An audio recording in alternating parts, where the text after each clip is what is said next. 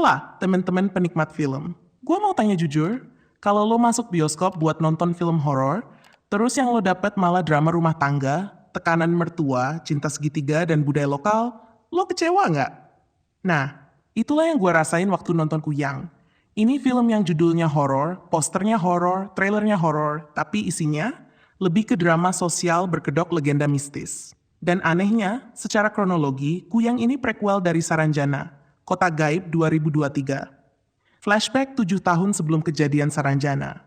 Fokus ceritanya ke Rusmiati, seorang istri yang susah punya anak, ditekan mertua, dikontrol hidupnya, dan akhirnya kepepet ambil jalan ekstrem.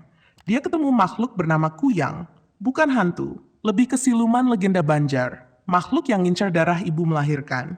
Dan dari situ ceritanya berubah jadi tragedi. Bukan soal setan, tapi soal pilihan manusia.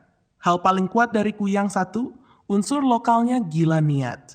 Bahasa Banjar dominan, lokasi beneran Kalimantan, talent lokal dipakai, budaya ditampilin tanpa filter Jakarta Jawa sentris. Dan ini jarang banget di horor Indonesia. Secara visual, CGI Kuyangnya, jujur salah satu yang paling niat buat level horor Kuyang yang lain. Organ dalamnya kelihatan tapi nggak norak. Serem tapi masih enak ditonton.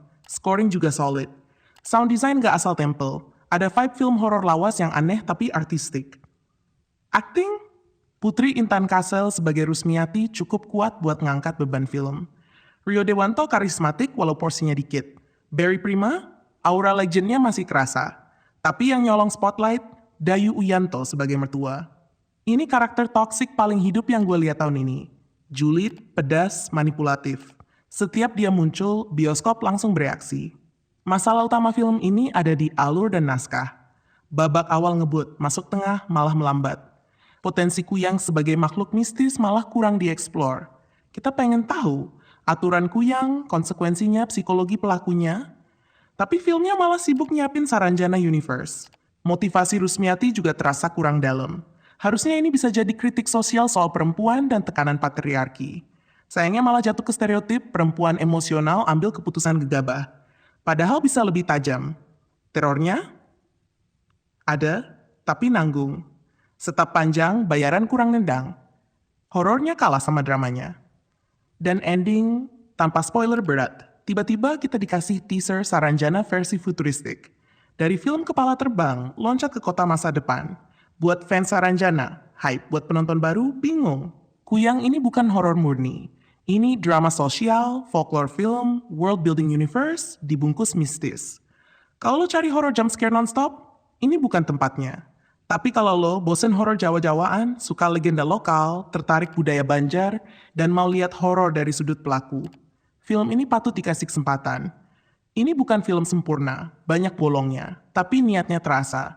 Dan di industri horor lokal, niat kayak gini penting.